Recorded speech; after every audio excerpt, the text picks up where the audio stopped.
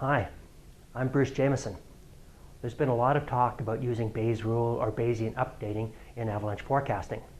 I like examples, so I'm going to use one, a really simple example, to illustrate an application of Bayes' rule to avalanche forecasting for a ski area. Consider a ski area. There's the ridge, here's some start zones above the ski area, and here's the ski area boundary, and here's a study plot within the ski area. The forecaster wants to close parts of the ski area when avalanches are likely to enter the ski area from above. The forecaster has overnight records from the precipitation gauge in the studying plot dating back many years. The specific question in this example is, what are the odds of an avalanche entering a ski area from above after a night in which 10 or more millimeters of precip were recorded in the precipitation gauge?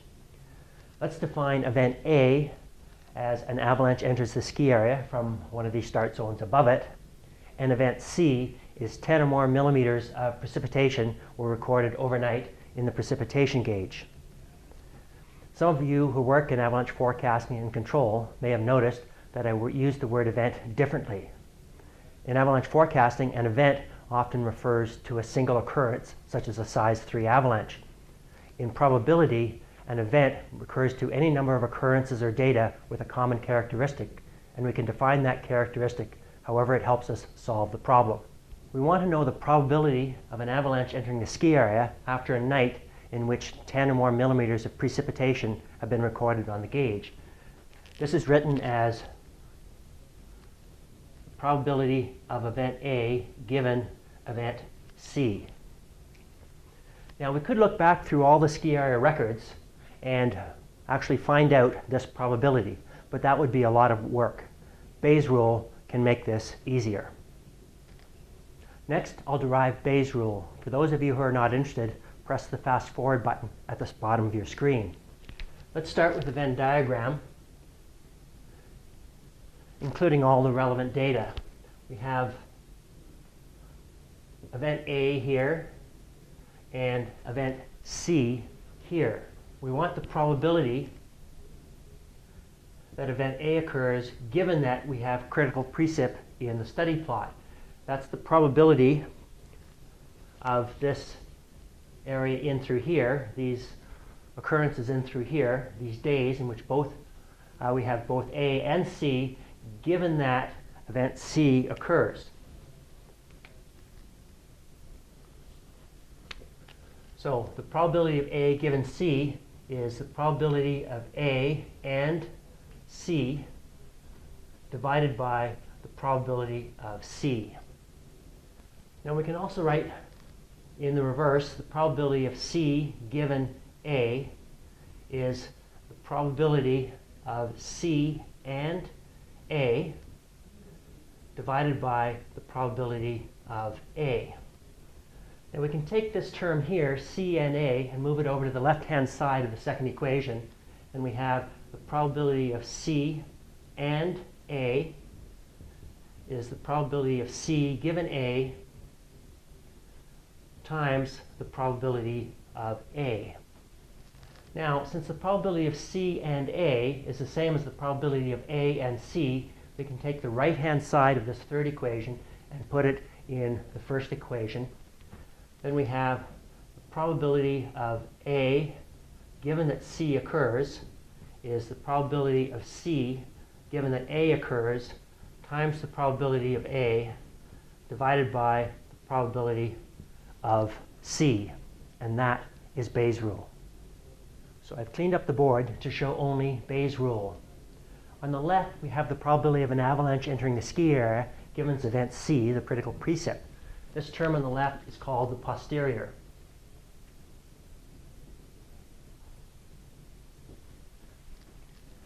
The next term is called the likelihood, and it's the conditional probability that is reversed. It is the conditional probability that's easier to calculate. This is called the likelihood.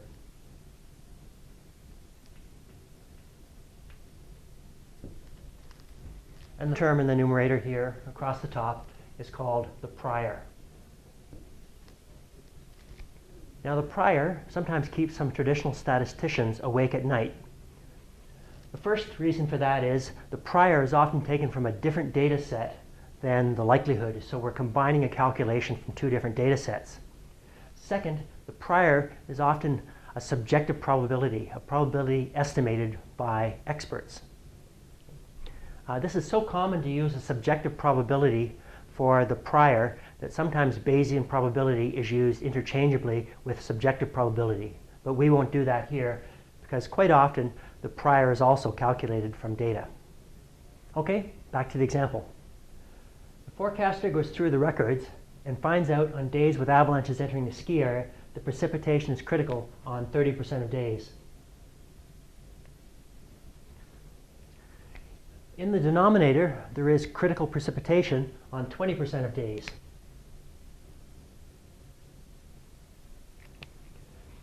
It is often useful, using Bayes' rule, to expand the denominator, in this case, into days with critical precipitation with and without avalanches entering the ski area.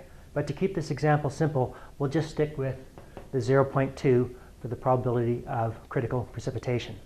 We could use data, that is records, to estimate the probability of an avalanche entering the ski area. But let's use subjective probability. The forecaster uses his or her experience to estimate that the probability of an avalanche entering the ski area on a random day is 5%.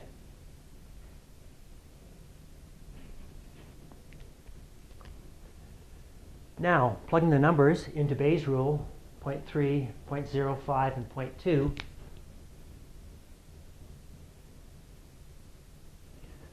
we have an 8% probability of avalanches entering the ski area when we have critical precipitation. The forecaster decides, based on this 8% probability, that whenever there is 10 to 15 millimeters of precip in the precipitation gauge, she will close the bowls or parts of the ski area and send out control teams to use explosives to release unstable snow in the start zones above the ski area. Okay, what about wind? Wind speed affects how much snow arrives in the start zones above the ski area. We could again apply Bayes' rule as part of a chain or event tree. And what about wind direction? Well, we could also apply wind direction as yet another branch of the event tree. Sure, but there are limitations to this event tree approach. We may not have correctly broken down the problem into precip, then wind speed, then wind direction. When there are complex interactions between the factors, probability calculations become difficult or impractical. We are often better off to use experience and judgment to estimate the probability that we desire based on new information. So, in summary, Bayes' rule offers a way of calculating a numerical probability.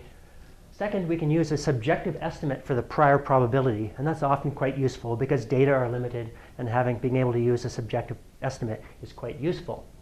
Third, Bayes' rule works best when we have a strong factor and we have some data for the likelihood. The ideas in this video are available in just about any book on probability. Stephen Vick's book, Degrees of Belief, offers an excellent source of Bayes' rule, but also a variety of means of making decisions based on limited data. Thank you.